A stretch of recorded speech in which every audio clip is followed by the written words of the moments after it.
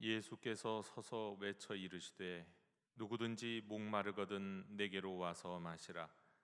나를 믿는 자는 성경의 이름과 같이 그 배에서 생수의 강이 흘러나오리라 하시니, 이는 그를 믿는 자들이 받을 성령을 가리켜 말씀하신 것이라. 하나님은 영이시니 예배하는 자가 영과 진리로 예배할지니라. 아멘.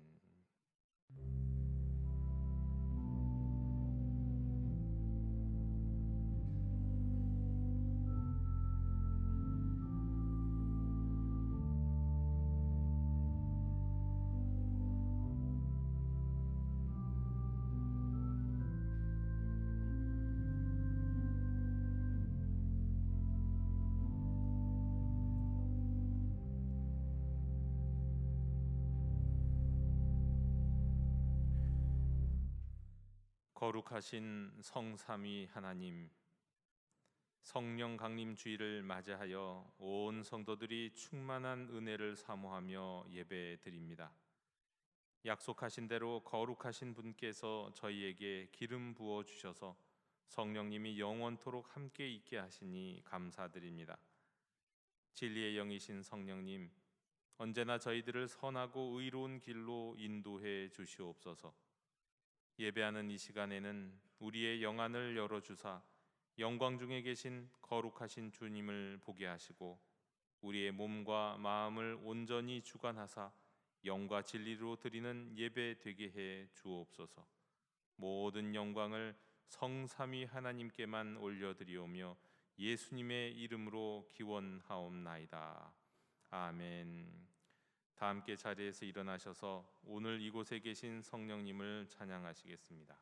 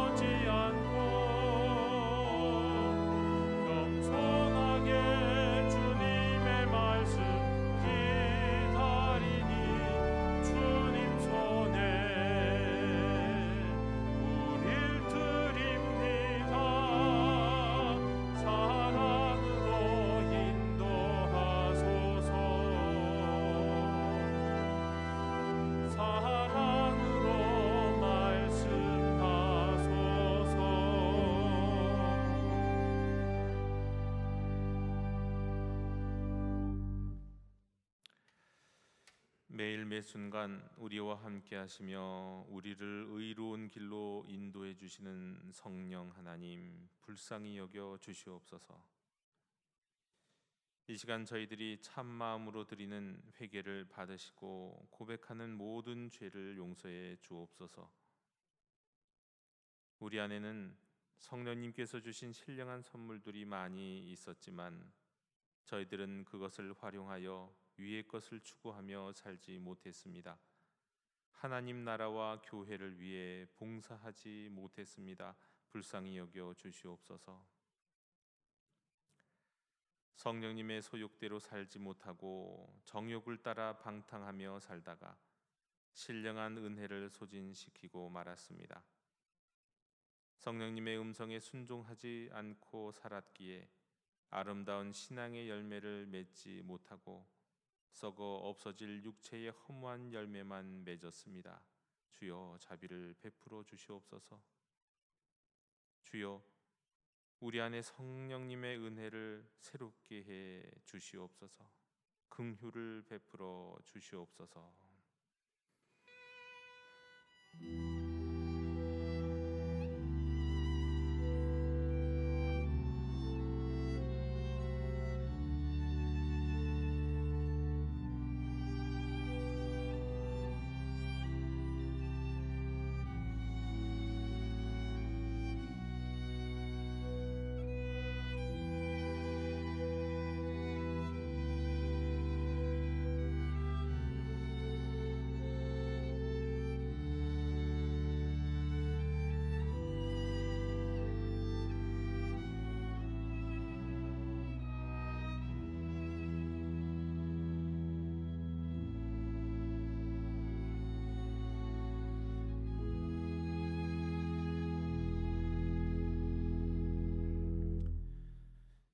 내가 그들에게 한 마음을 주고 그 속에 새 영을 주며 그 몸에서 돌 같은 마음을 제거하고 살처럼 부드러운 마음을 주어 내 율례를 따르며 내 규례를 지켜 행하게 하리니 그들은 내 백성이 되고 나는 그들의 하나님이 되리라.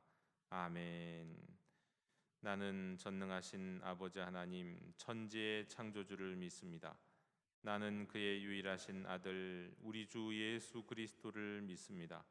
그는 성령으로 잉태되어 동정녀 마리아에게서 나시고 본디오 빌라도에게 고난을 받아 십자가에 못 박혀 죽으시고 장사된 지 사흘 만에 죽은 자 가운데서 다시 살아나셨으며 하늘에 오르시어 전능하신 아버지 하나님 우편에 앉아 계시다가 거기로부터 살아있는 자와 죽은 자를 심판하러 오십니다.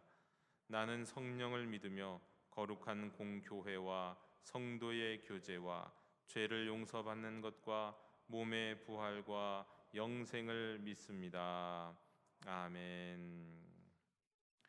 다 함께 자리에 앉으셔서 성시교독 135번을 교독하시겠습니다. 그의 위에 여호와의 영 곧 지혜와 총명의 영이요 모략과 재능의 영이요 오직 하나님이 성령으로 이것을 우리에게 보이셨으니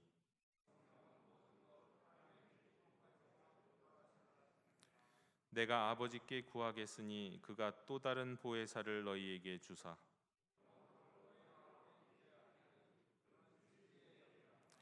보혜사 곧 아버지께서 내 이름으로 보내실 성령 그가 너희에게 모든 것을 가르치고 오직 성령이 너희에게 임하시면 너희가 권능을 받고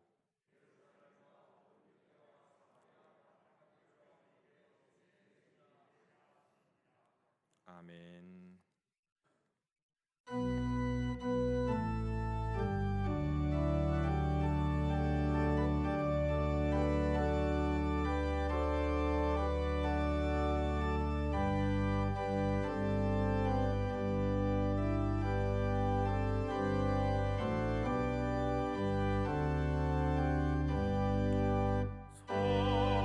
성령이여 강림하사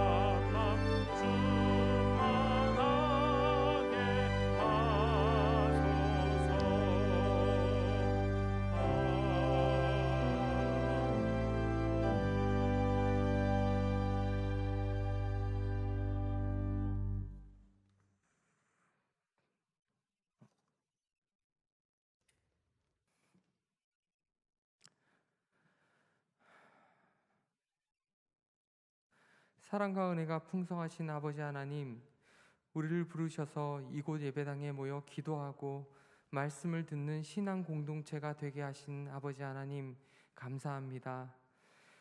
지난 2년간의 코로나 위기 상황을 극복하게 하시고 이제는 우리 예배를 회복시키실 하나님의 계획을 기대하며 이곳에 모였습니다. 한 마음으로 드리는 이 예배를 성령님 임재하여 주시고 신령과 진정으로 드리는 우리 예배가 하나님을 영화롭게 하는 은혜의 시간이 되게 하여 주시옵소서. 주님, 지난 한 주간 우리 삶을 되돌아봅니다. 주님께서는 십자가에서 우리 죄를 대신하여 죽으심으로 자유를 주셨고 세상 사람들을 모두에게 구별 없이 그 사랑을 전하라 명하셨는데 그렇게 하지 못한 우리를 용서하여 주시옵소서. 주님이 주신 그 자유와 은혜를 당연시하고 나만의 이익을 쫓아 사는 일에 몰두하였습니다. 이웃을 우리 기준대로 재단하여 바라보고 다름을 용납하지 않고 배척하고 혐오하기까지 하는 부끄러운 우리를 용서하여 주시옵소서. 우리에게 용기를 주시어 우리의 입술로 죄를 고백하게 하여 회개하게 하여 하셔서 우리 안에 참 자유가 넘쳐나는 신앙인이 되게 하여 주시옵소서. 주님, 나라와 민족을 위해 기도합니다. 우리 민족의 분단과 대결의 문제를 평화로 해결하게 하여 주시옵소서. 청년들의 불안한 미래, 세대 간의 갈등, 남성과 여성의 갈등, 이러한 사람의 지식과 능력으로 해결하기 어려운 문제들을 극복하게 하여 주시옵소서.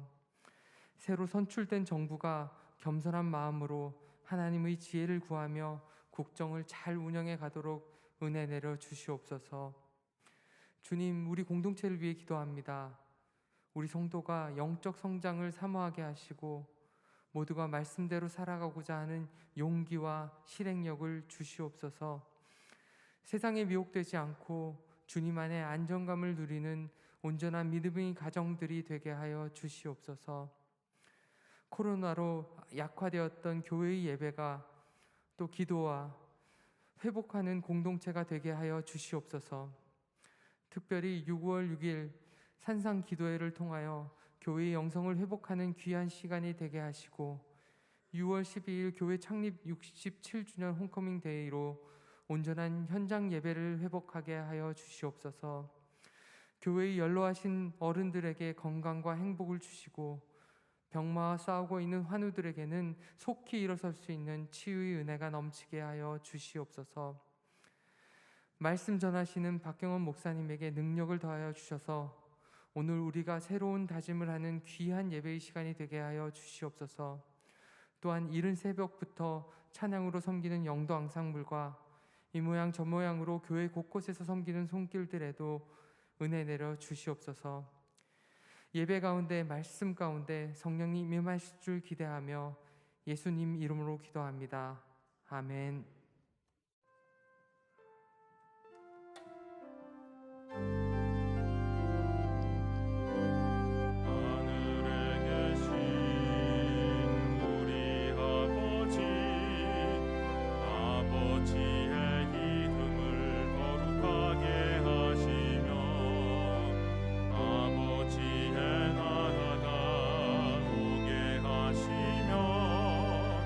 아버지의 뜻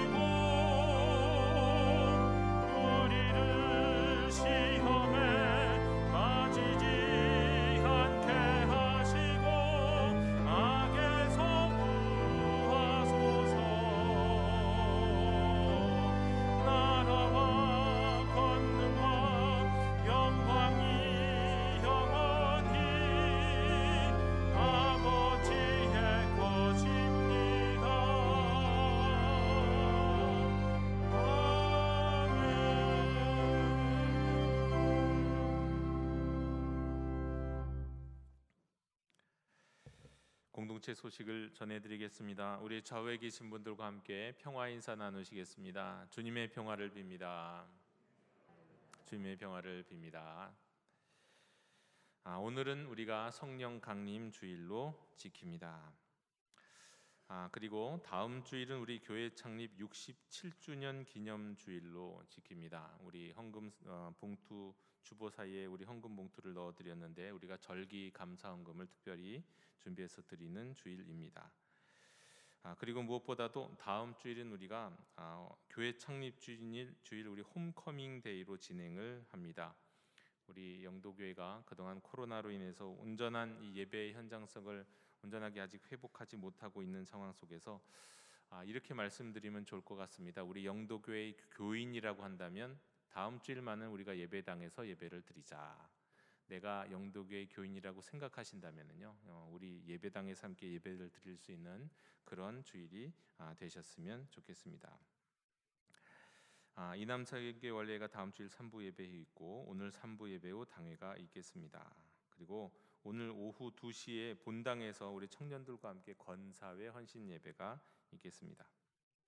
아까 기도도 해주셨지만 내일은 우리가 산상기도회를 갖습니다. 일상이 회복되고 있는 시기에 우리가 영적인 회복 또 교제의 회복을 위해서 남녀 선교회 중심으로 진행됩니다.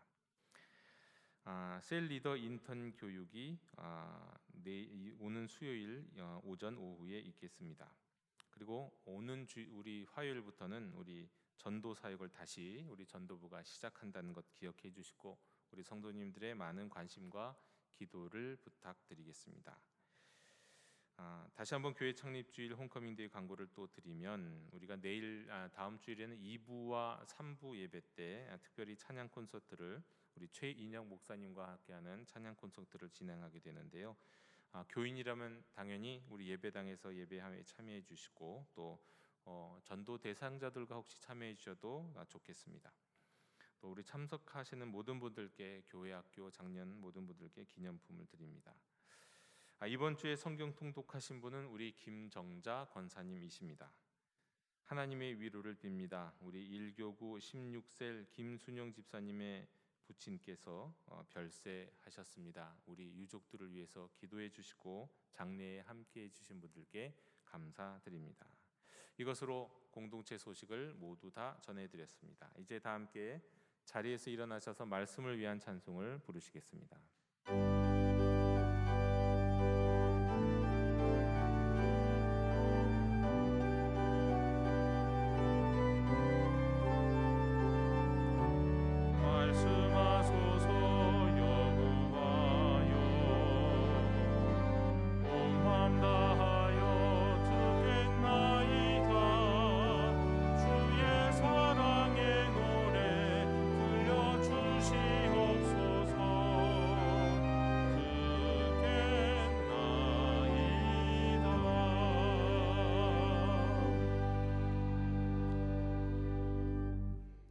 오늘 우리에게 주시는 하나님의 말씀은 사무엘상 17장 41절에서 51절까지의 말씀입니다. 하나님의 말씀을 경청하십시오. 블레셋 사람이 방패든 사람을 앞세우고 다윗에게로 점점 가까이 나아가니라. 그 블레셋 사람이 둘러보다가 다윗을 보고 업신여기니 이는 그가 젊고 붉고 용모가 아름다움이라. 블레셋 사람이 다윗에게 이르되 내가 나를 개로 여기고 막대기를 가지고 내게 나왔느냐 하고 그의 신들의 이름으로 다윗을 저주하고 그 블레셋 사람이 또 다윗에게 이르되 내게로 오라 내가 내 살을 공중의 새들과 들짐승들에게 주리라 하는지라. 다윗이 블레셋 사람에게 이르되 너는 칼과 창과 단창으로 내게 나아오거니와 나는 만군의 여호와의 이름 곧 내가 모욕하는 이스라엘 군대의 하나님의 이름으로 내게 나아가노라. 오늘 여호와께서 너를 내 손에 넘기시리니 내가 너를 쳐서 내 목을 베고 블레셋 군대의 시체를 오늘 공중의 새와 땅의 들짐승에게 주어 온 땅으로 이스라엘의 하나님이 계신 줄 알게 하겠고 또 여호와의 구원하심이 칼과 창이 있지 아니함을 이 무리에게 알게 하리라. 전쟁은 여호와께 속한 것인즉 그가 너희를 우리 손에 넘기시리라.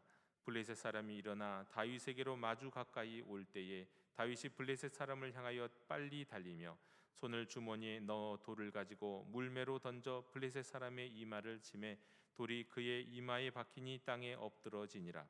다윗이 이같이 물매와 돌로 블레셋 사람을 이기고 그를 쳐 죽였으나 자기 손에는 칼이 없었더라. 다윗이 달려가서 블레셋 사람을 밟고 그의 칼을 그 칼집에서 빼내어 그 칼로 그를 죽이고 그의 머리를 베니 블레셋 사람들이 자기 용사의 죽음을 보고 도망하는지라. 아멘. 자리에 앉으시겠습니다.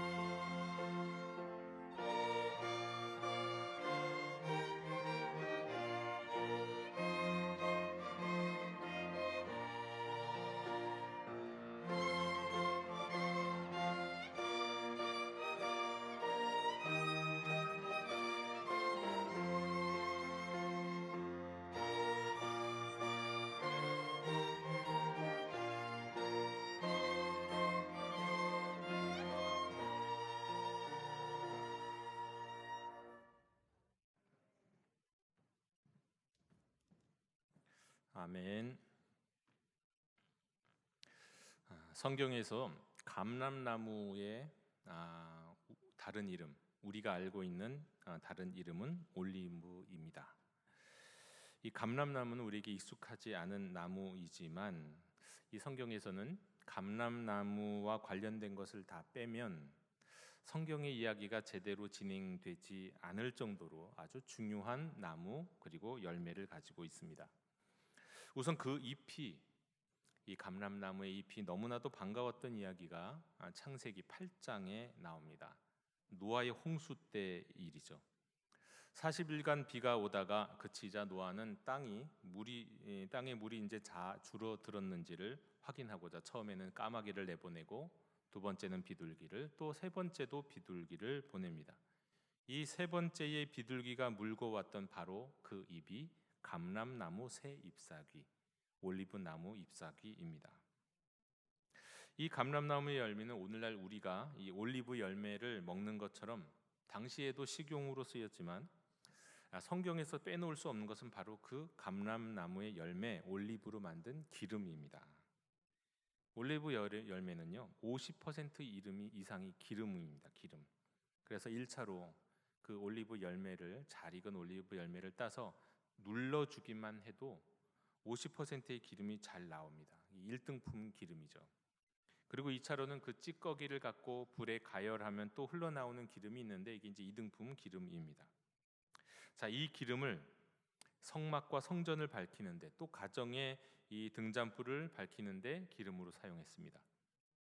이 가정에서는 물론 또 식용유로도 사용하고요. 피부, 자기 관리를 위해서 몸과 머리에 바르는 일도 있었습니다.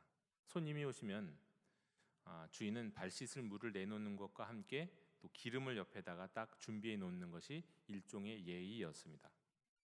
이 기름은 상처 치료에도 사용을 했습니다. 병자에게는 이것을 부어 주었고 또 기도해 주기도 했습니다. 정말 이 이스라엘 사회에서 이 감람나무 그리고 거기에서 나오는 열매와 기름은 정말 중요한 것이었습니다. 근데 뿐만이 아닙니다.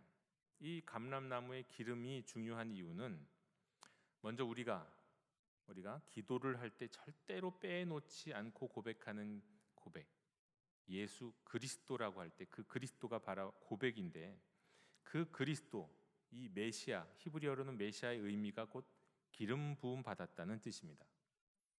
성경에서는 사울, 다윗, 솔로몬의 호칭이 메시아 또는 그리스도였어요. 사울을 부를 때, 왕을 부를 때 그리스도라고, 메시아라고 불렀거든요. 근데 그게 곧 기름 부음 받은 왕이라는 뜻입니다. 왕뿐 아니라 선지자나 제사장에게도 기름 부음을 받은 후에 그들의 사명이 시작되는 이야기들이 성경에 많이 나옵니다. 이 기름 부음, 곧 메시아, 그리스도라는 단어를 빼고는 이게 성경을 읽을 수가 없고, 선지자와 제사장이 없는 구약 성경을 이야기할 수 없으니까 이거 기름, 정말 성경에서는 아주 중요한 단어입니다. 하지만 오늘날에는요, 그것이 이제 주로 구약과 많이 관련된 것이라고 한다면, 오늘날 우리에게 이 기름은 훨씬 더 중요한 점이 있습니다. 그 기름 부음이 갖고 있는 영적인 의미입니다. 그것은 기름 부음이 그리 많이 언급되지는 않지만 가장 중요한 순간에 역사하시는 성령님의 임하심을 나타내고 있기 때문에 그렇습니다. 구약에서 하나님의 영은요, 천지를 창조하시는 능력으로, 생명의 힘으로, 또 우리 인간이 누릴 수 있는 이해력과 지혜의 근원으로, 말씀을 이해하고 전달할 수 있는 영감으로 나타나셨습니다. 그렇지만 무엇보다도 왕이나 예언자나 제사장의 사명을 가진 이들에게 하나님이 그들에게 사명을 주시면서 기름 부음을 통해서 이 기름 부음 받은 이들의 삶을 새롭게 하시는 것을 보여주었습니다. 성령님과 함께 말이죠. 그러니까 기름 부음 받음과 성령님이 임하시는 것은 하나예요. 여러분, 기름 부음 받음과 성령이 임하시는 것이 하나라는 걸 알 수 있는 또 다른 예들도 있습니다. 가장 중요한 근거는 바로 누가복음에 나오는데요. 누가복음 4장 18절에 보면 주의 성령이 내게 임하셨으니 이는 가난한 자에게 복음을 전하게 하시려고 내게 기름을 부으시고 라고 하시는 예수님의 고백, 예수님의 이 취임 설교에도 나타나고 있습니다. 그러니까 성령님이 임하시는 것과 기름 부음 받는 것은 같다, 이렇게 말씀드릴 수 있습니다. 다시 거꾸로 말하면 기름 부음 받았다는 것은요, 성령님이 그에게 임하셨다는 거예요. 오늘의 말씀 제목은 성령님이 임하시면 다윗처럼 입니다. 이 다윗이 기름 부음을 받은 다윗, 성령님이 임하신 이후의 다윗이 이 어떤 변화가 있었는지에 관한 이야기예요. 오늘 이야기를 그저 한 영웅 다윗의 이야기로 읽지 마십시오. 오늘의 이야기는 기름 부음 받은 사람의 변화의 모습으로 읽으셔야 합니다. 우선 다윗이 기름 부음 받게 된 배경이 된 이야기를 우리가 알 필요가 있습니다. 우리가 지난 2주간 동안 꾸준히 매일 묵상에 참여를 하셨다면 굳이 말씀드리지 않아도 되겠으나, 왜 하나님이 다윗을 선택하시게 되었는지를 분명히 좀 알 필요가 있어서 말씀을 드립니다. 이스라엘 백성들이 가나안 땅에서 자리 잡고 살아가던 이 사사 시대가 이제 저물어 갑니다. 사무엘이 사사요, 예언자요, 제사장의 역할을 하면서 그야말로 마지막 사사의 역할을 하고 있을 때 이스라엘 백성들은 사무엘에게 그들의 왕, 우리에게도 왕이 필요하다고 왕을 요구했어요. 하나님은 이 이스라엘의 이러한 요청이 사무엘을 버린 게 아니라 나를 버린 것이다, 그렇게 말씀을 하셨는데, 그런데 사실 시대적인 요청이 왕을 필요로 하고 있었습니다. 그래서 하나님은 사무엘을 통해서 이스라엘 백성들에게 왕을 주시되 분명하게 경고하셨어요. 왕을 세우면 이스라엘 백성 모두가 왕의 종이 되는 것이나 다름없다라고요. 그러나 왕 세우기를 결국은 허락하시고는 첫 번째 왕을 세우시는데, 그는 바로 베냐민 지파의 기브아 출신 준수하고 키 큰 청년이었던 사울이었습니다. 그 사울을 왕으로 세우세요. 그가 왕의 사명을 감당토록 사무엘을 통해서 기름을 부으십니다. 기름을 부으세요. 그에게 성령이 임하시도록 한 거죠. 그러나 사사기를 읽어보신 분은 아시겠지만 그때로부터 그리 오래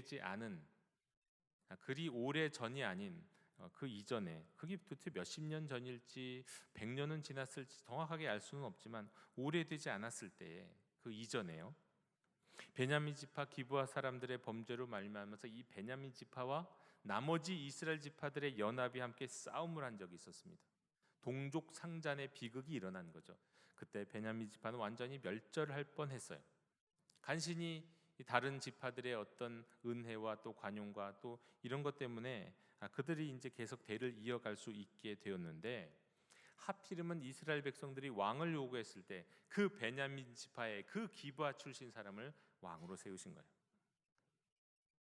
하지만 그랬기 때문에 아무도, 어떻게 보면 모두가 다 이 베냐민 기브아 출신 사부를 환대하지 않았다, 이렇게 말씀을 드릴 수가 있겠습니다.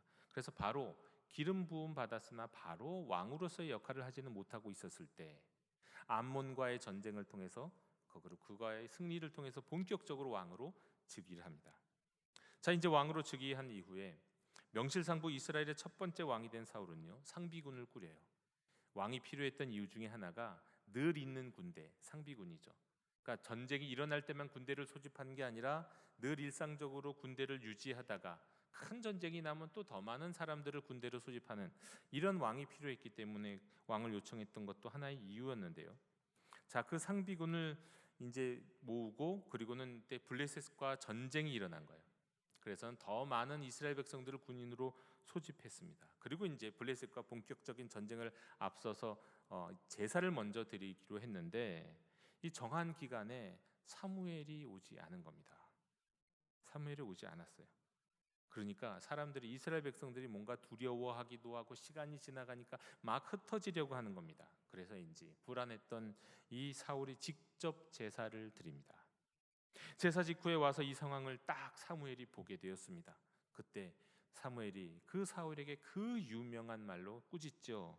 순종이 제사보다 낫다. 순종이 제사보다 낫다. 이런 호된 질책과 함께 나아가서 이 사울의 불순종 때문에 사울의 왕조가 오래가지 못하게 될 것이라고 예언합니다. 하지만 아들 요나단의 믿음과 용기 덕분에 사울과 이스라엘은 블레셋과의 전쟁에서 승리하죠. 하나님이 사울에 대해서는 분노하셨을지 모르지만 그래도 이스라엘 백성들이 가여우셨는지 이기게 하세요. 이후 다시 한번 사울이 다스리는 이스라엘이 아말렉과 전쟁을 벌이게 됐습니다. 하나님은요, 어쩌면 다시 기회를 주시고자 했는지 모르겠는데 이 사울에게 그들을 진멸하라고 명령하셨어요. 그러나 사울은 다시 한번 순종하지 않습니다. 그리고 이런저런 핑계를 대요. 이때 하나님은 사울을 왕으로 세우신 것을 후회하신다 표현하실 정도였어요. 때문에 다시 한번 꾸짖는 사무엘에게 사울은 이렇게 고백합니다. 내가 백성을 두려워해서 그들의 말을 청종하였음이니이다. 사울은 하나님보다도 백성의 눈치를 보는 왕이었던 거예요. 여러분, 아마도 오늘날 같으면 사울은 그 누구보다도 훌륭한 지도자의 반열에 올랐을 겁니다. 왜 그럴까요? 백성의 소리에 귀를 기울이는 대통령, 이렇게 생각하면 얼마나 훌륭한 지도자입니까? 그러나 하나님께는 아니었어요. 하나님께는 분명한 우선순위가 있었어요. 사람의 이야기에 귀를 기울이는 것, 사람의 눈치를 보는 것은 땅의 것을 구하는 것과 다름이 없었기 때문에 그렇습니다. 이 때문에 사람을 외모로 보지 않으시고 중심을 보시는 하느님이 사무엘에게 이제는 내가 나를 위하여 기름을 부을 것이다 말씀하셨어요. 이제 다른 왕을 찾는 건데 이제는 나를 위한 왕을 찾을 것이다. 이스라엘 백성들이 이스라엘을 위한 왕을 원해서 사울을 세웠더니 그가 불순종하는 자, 거듭 불순종하는 자가 되었고 이제는 나에게 순종한 나를 위한 왕을 세울 것이다. 그 말은 곧 땅의 것을 찾지 않고 위의 것을 찾는 사람을 내가 지도자로 세울 것이다. 왕으로 세울 것이다. 사람의 이야기에 앞서서 하나님의 뜻에 온 마음이 향하여 있는 사람을 내가 왕으로 세울 것이다. 그러면서 사울이 아닌 다윗을 택하셨습니다. 다윗. 자, 오늘 우리가 읽었던 말씀인 이 유명한 사건이요, 오늘 우리가 읽었던 이 말씀은 주일학교에서 얼마나 많이 회자되고 또 읽혀지는 이야기인지 모릅니다. 이 유명한 사건은요, 사무엘을 다윗에게 보내셔서 그를 찾아내고 기름 붓게 하신 이후, 하지만 아직 왕으로 등극하지는 못하고 마치 숨어 있었던 시기 같은 그런 시기에 일어난 일입니다. 그러니까 기름 부음 받은 다윗, 왕으로 세우시고자 하나님께서 성령이 임하시도록 했던 바로 그 다윗 때문에 이날 이후로 여호와의 영에 크게 감동되었다는 말씀이 성경에 나오는데, 그 다윗에게 벌어진 사건입니다. 바로 다윗과 골리앗 이야기죠. 요나단으로 인해서 사울에게 대패했던 블레셋이 다시 군대를 모아서 이스라엘에 쳐들어갔습니다. 이스라엘과 블레셋 군대는 골짜기를 가운데 딱 두고 양쪽에서 마주하고 있었습니다. 누구도 먼저 섣불리 공격을 할 수가 없었어요. 그냥 계속 대치 중이었어요. 왜냐하면 상식적으로 생각해 볼 수 있죠.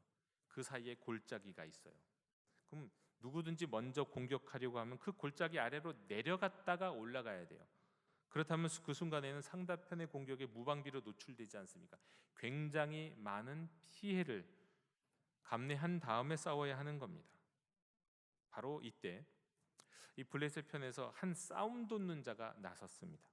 단시 전쟁에서는요, 싸움 돋는 자가 나와서 상대의 나라와 신을 저주하고 모욕을 주는 그런 일들이 비일비재하게 있었어요. 전쟁에 앞서서 말이죠. 전투에 앞서서. 그리고 또 가끔씩은 그 양쪽의 대표 투사들이 1대1로 싸워갖고 이기는 쪽이 지는 쪽을 종으로 삼거나 배상을 해주는 그런 일도 있었어요. 이 말도 안 되는 것 같지만요, 사실 그 양쪽이 다 싸우면 어마어마한 피해를 입잖아요. 생명의 피해들을 막 입잖아요. 그러니까 그런 불필요한 희생을 피하고 나름대로 전쟁을 정리하기 위한 하나의 방법이기도 했던 거예요. 이때 블레셋에서 나온 싸움 돋는 자가 바로 골리앗이었습니다. 그는 오늘날 단위로 환산하면요, 키가 3m 20cm나 되는 이 비현실적인 거인이에요. 입은 갑옷의 무게만 60kg, 칼자루만 18kg이에요. 이걸 보니까 저는 딱 삼국지의 이 관우가 생각나더라고요. 삼국지를 보면 관우의 키가 2m가 넘거든요. 2m 70은 되는 것 같은데, 거기다가 그가 들고 있던 그 청운도인가요? 그게 60kg 가까이 돼요. 거의 관우와 비교될 만한 그런 사람이었죠. 거인이었죠. 그런 그가 나와서 하나님의 군대인 이스라엘을 모욕합니다.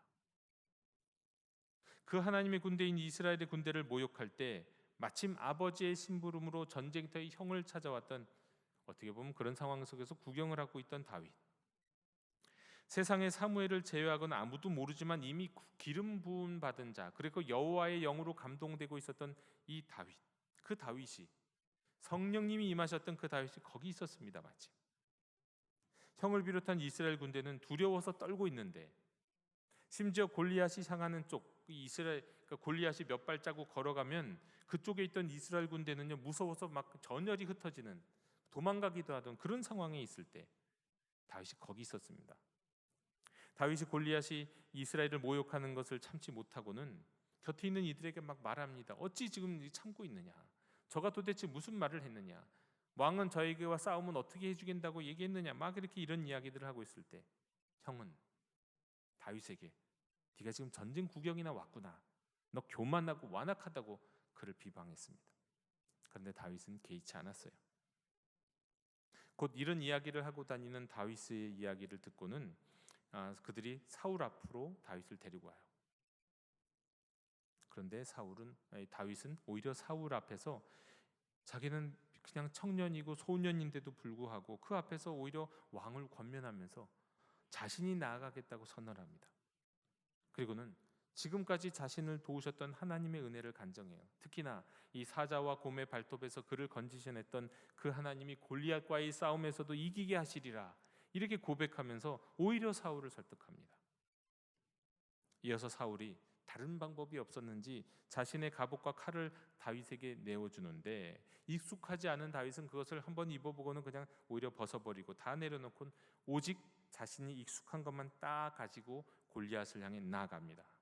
드디어 골리앗과 마주한 다윗, 자신의 신들의 이름으로 다윗을 저주하고 모욕하는 골리앗을 향해서 다윗이 이 유명한 말씀을 선포하죠. 너는 칼과 창과 단창으로 내게 나아오거니와 나는 만군의 여호와의 이름 곧 내가 모욕하는 이스라엘 군대의 하나님의 이름으로 너에게 나아가노라. 또 여호와의 구원하심은 이 칼과 창이 있지 아니하며 전쟁은 여호와께 속한 것인즉 그가 너희를 우리의 손에 넘기시리라. 이렇게 말하면서 골리앗과 대항합니다. 자, 그리고는 먼저 다가오는 골리앗. 그 골리앗을 향해서 더 빨리 달려가면서 그가 가진 비장의 무기로 그의 정수리를 딱 노려요. 그건 뭐였습니까? 비장의 무게가 바로 물매였어요. 물매. 여러분, 이것은 단지 우리가 어린 시절 갖고 다니던 새총 같은 그런 장난감이 아니에요.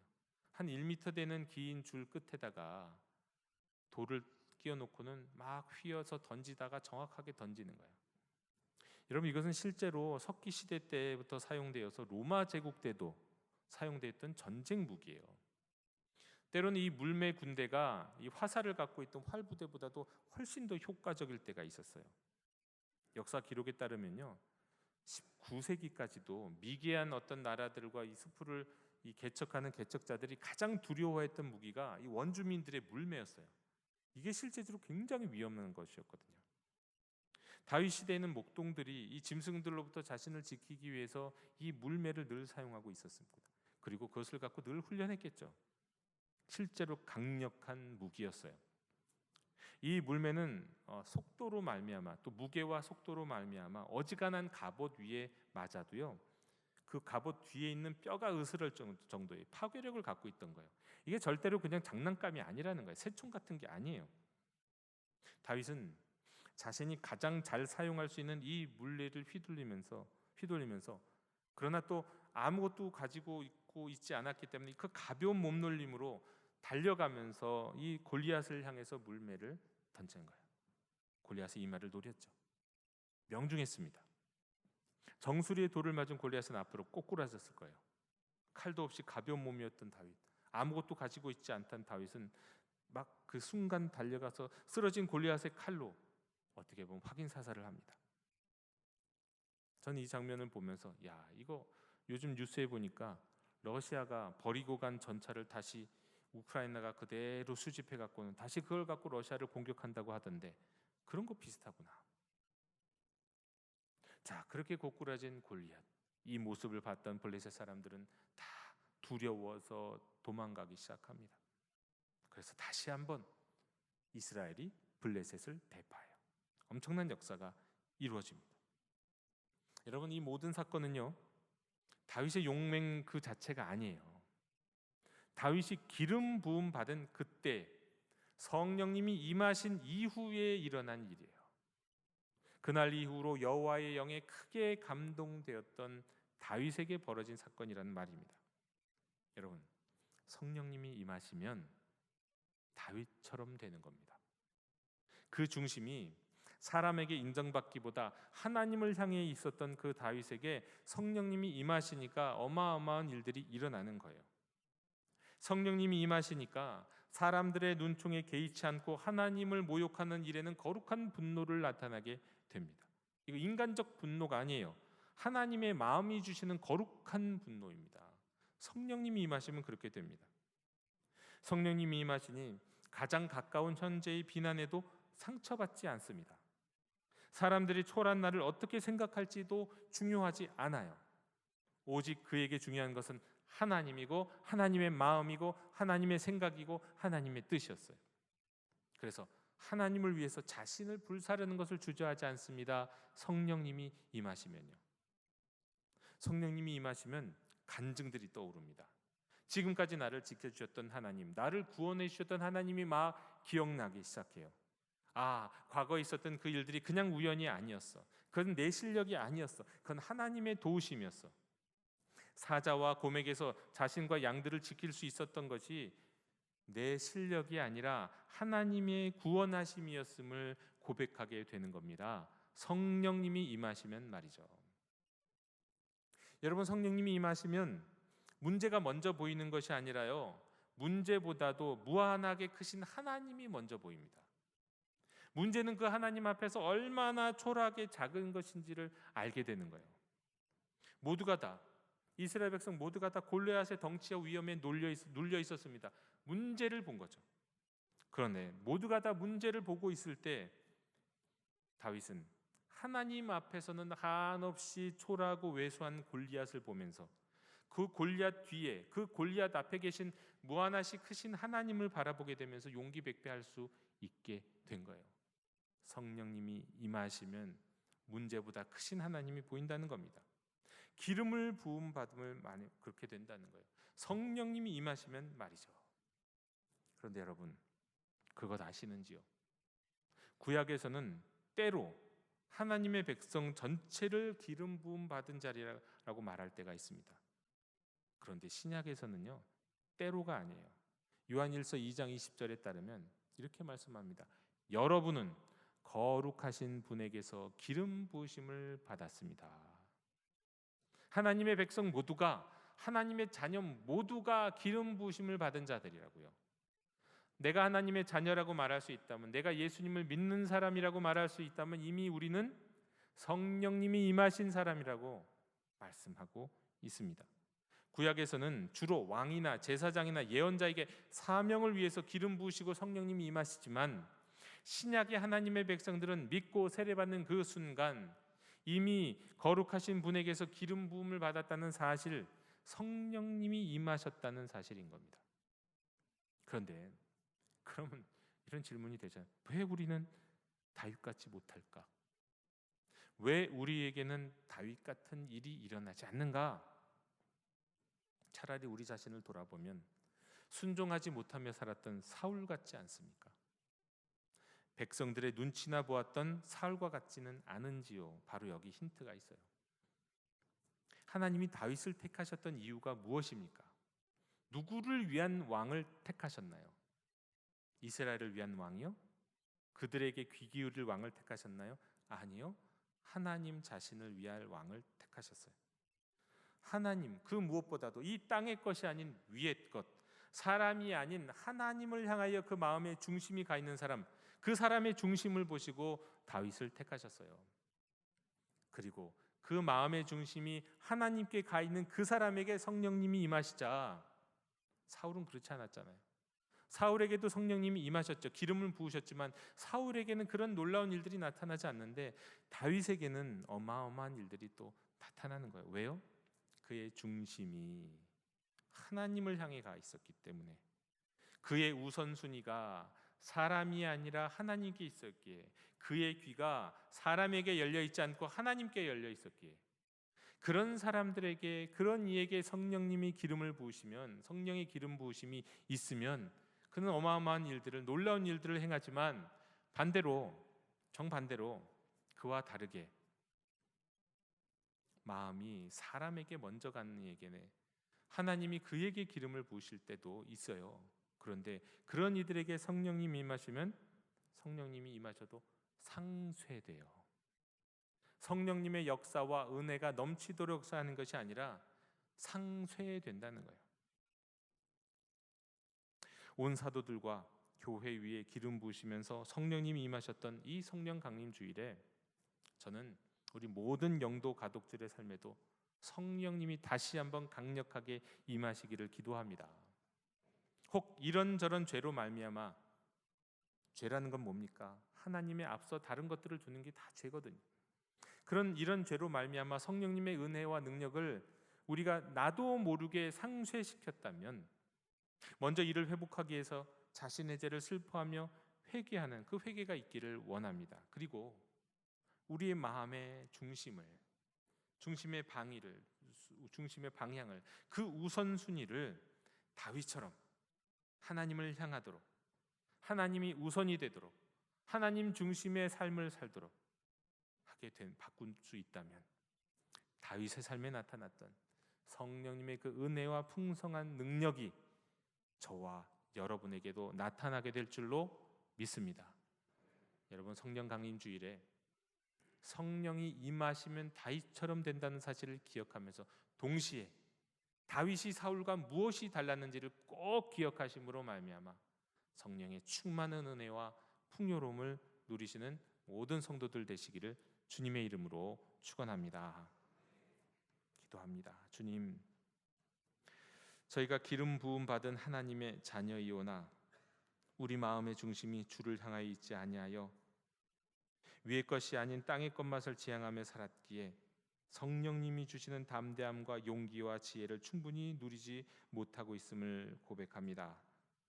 성령 강림 주일인 오늘 저희의 중심이 다시금 하나님을 바라보며 저희의 삶의 태도가 하나님 우선인 태도를 회복할 수 있도록 인도하여 주시고 다시 한번 기름 부으심의 은혜를 허락하여 주셔서 다윗처럼 주를 기쁘시게 하나님을 영화롭게 하는 인생 되게 해 주시옵소서. 예수님 이름으로 기도하옵나이다. 아멘. 이 시간 응답의 찬송 191장 부르시며 봉헌하시겠습니다.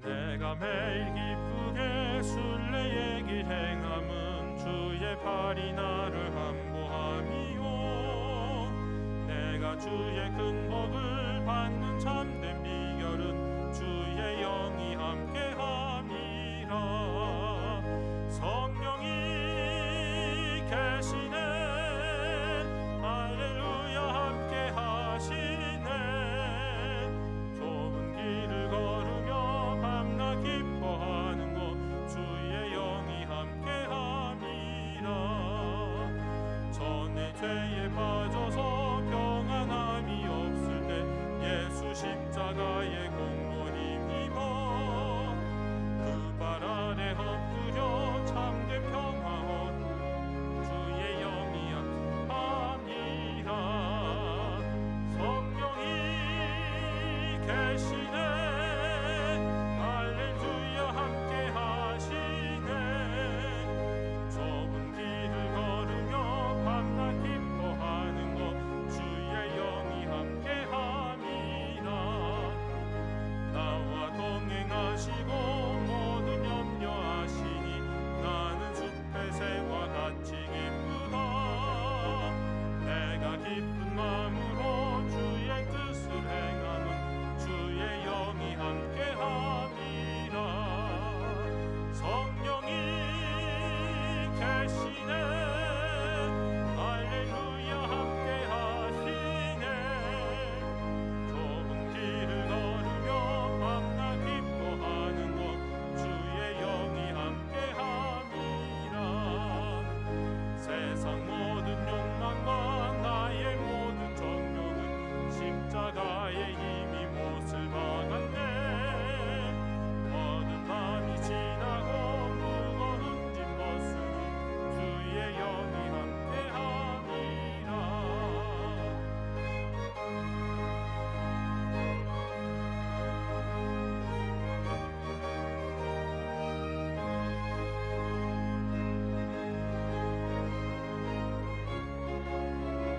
주의 영이 함께함이라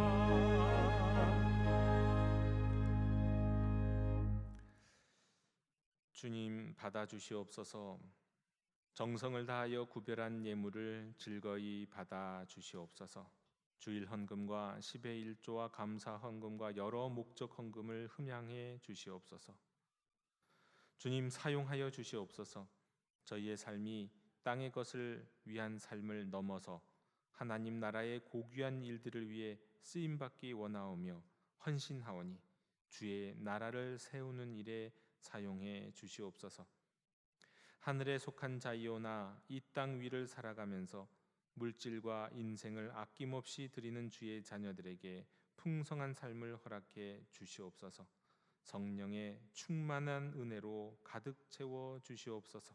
감사드리오며 기름 부음 받으신 영원한 우리 왕 예수님 이름으로 봉헌기도 드리옵나이다. 아멘. 다 함께 자리에서 일어나셔서 결단의 찬양을 함께 부르시겠습니다.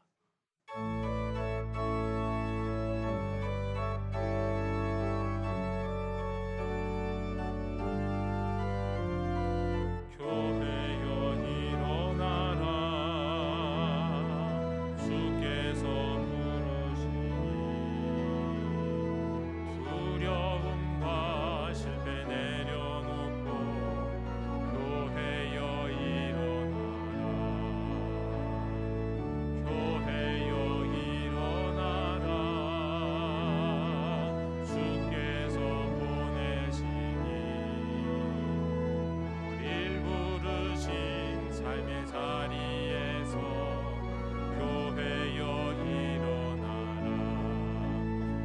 우린 세상의 빛, 하나님의 편지,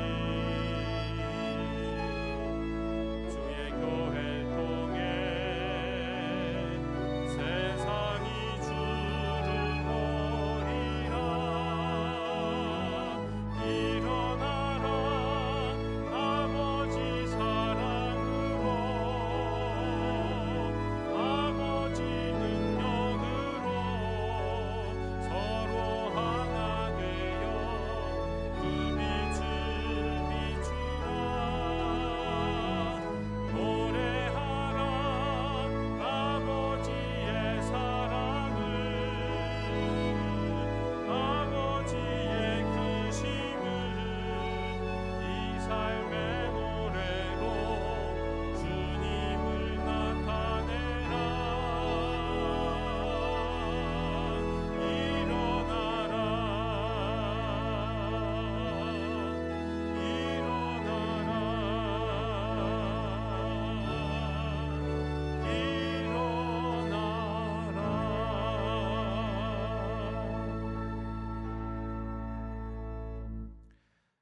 지금은 우리 주 예수 그리스도의 은혜와 하나님 아버지의 사랑과 성령님의 교제가 기름 부음 받고 다윗같이 하나님을 위한 인생 되기를 원하는 주의 백성들 머리 위에 영원토록 함께 계시기를 축원하옵나이다. 아멘.